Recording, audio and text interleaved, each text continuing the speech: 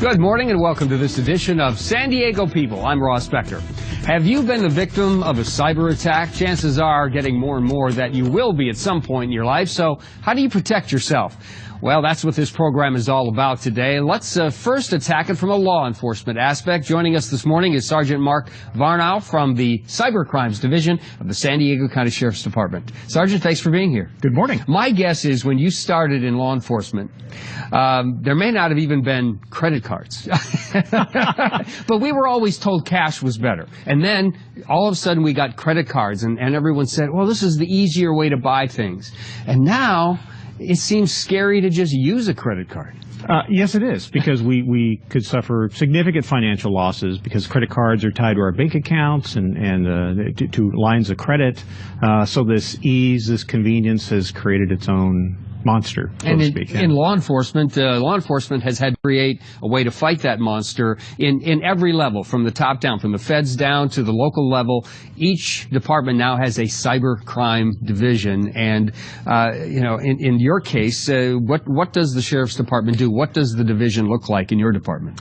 Well, we have 3 investigators assigned to handle cyber crimes within the sheriff's department, and they're responsible for a variety of different aspects, because cyber crime itself is a huge topic. Sure.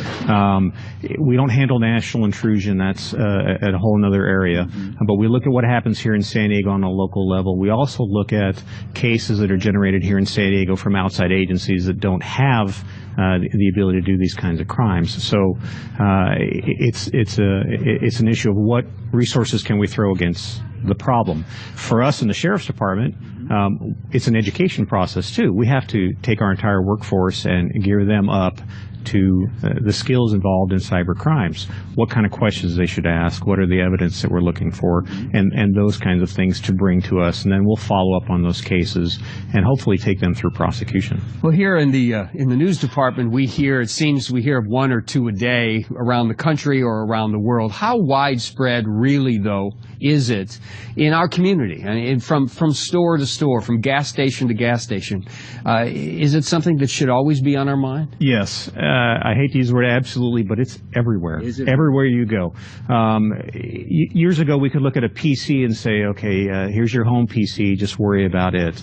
With the proliferation of all these mobile devices, tablets and smartphones, that technology has made this huge leap. So it's no longer a fixed location. So if you have a variety of devices, a virus can transmit across all those devices. So it's on your cell phone, it's on your mobile tablet or your laptop computer, and you're taking it with you everywhere you go. So people have multiple devices. They're accessing the internet in all kinds of locations, both private and public. So you have this huge communication network that allows criminals to access us. From the standpoint of the consumer, I know I had my debit card taken at one point, the number taken.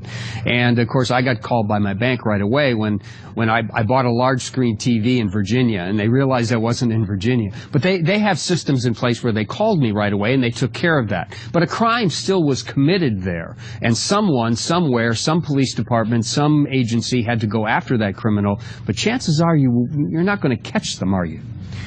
I mean, I know I hate to say that to you, but the chances are they're going to get away with it. It's going to be difficult. The prosecution and the arrest rate is very, very low because the technology itself allows criminals to hide or anonymize their identity. And again, it's this ability that we can access stuff anywhere.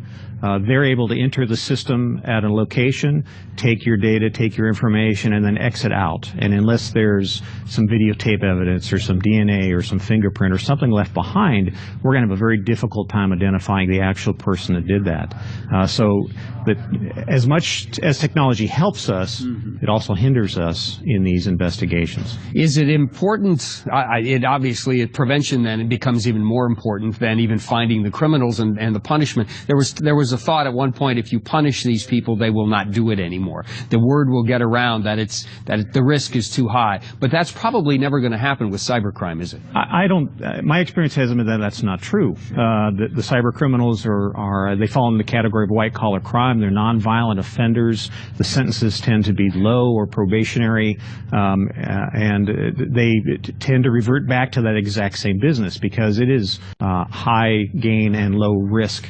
Very easy to make a significant amount of money and again not be identified. So they tend to go right back to it. On a local level, is it an organized crime situation, or is it more the individual sitting in his bedroom with a computer, or maybe even the high schools? We hear the high school students are smarter about this than some of the actual professionals at it. It's scary how smart the kids are now, and they know more about the system than we do. Most of us are users. We use the system, but the kids today are growing up becoming more administrators of the system. They're learning the ins and outs and how to change things and how to get into someone's system and not leave anything behind. So it is very, very scary. So what should we do? I mean, we're going to talk about this a lot in this half hour. We've heard all of the things. Be careful, but there's no way to be totally careful, is it? As long as we have one of these in our hand and it's so easy to swipe it, you can't be careful. Right. Well, we've traded away convenience for security. Cash will always be king. It still is. So again, if you have any concern, is it still better to pay in cash, do you think? As someone who does this on a day-to-day basis? I would say for most of us, with the expenditures that people make, cash is an excellent choice. And again, as long as you're getting that cash from a secured machine, one that's in your bank, that hasn't been tampered with, you should be okay. Otherwise, it's more of a preventative issues are to reduce your exposure. How much social media, what things you allow to get posted, things that you talk about, how much of a presence do you want to have on the internet? Because the more presence you have, the larger a target you make yourself and much more available. So again, preventative measures, limit access to your computer. How many users you're going to have on it? What do you do on that computer? Is your software up to date? Do you have software that goes across all the platforms that you have, not just your home PC, but your netbook, your laptop, your mobile device? Do you have software that covers all those? This is a huge area that we see with especially the Android market of cell phones. No one's running any virus protection on their phones. The applications on there can be filled with malware that's going to steal your identity or steal your information and allow someone to financially gain. So prevention is being smart about what you do, limiting your exposure, and the second you think you've been a victim, get to your bank, find out, get the records, and then get that card changed or stop that system.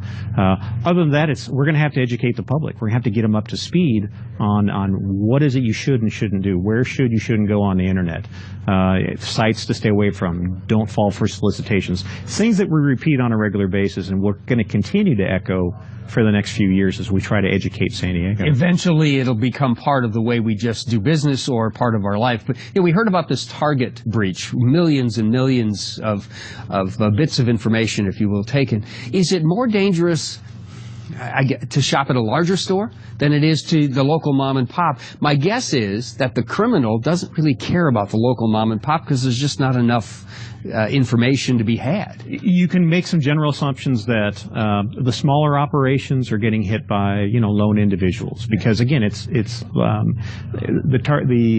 the customer base is smaller, therefore your opportunity for profit is smaller.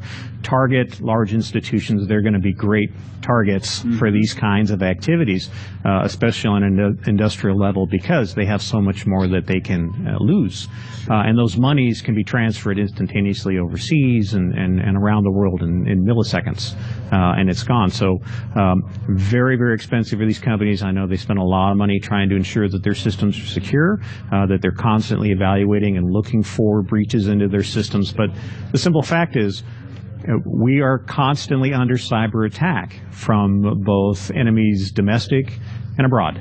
And it's not going to end. It's a part of being in a cyber world, and those things are going to continue. And we're trying to ramp up to meet that need, investigation-wise. Well, hopefully we will continue to learn more and more. Sergeant, thanks for being with us this morning. We're going to continue to talk more about this, obviously, and we have to pay attention to it everywhere we go. Yes, sir. Appreciate it. Thank you. Thank you.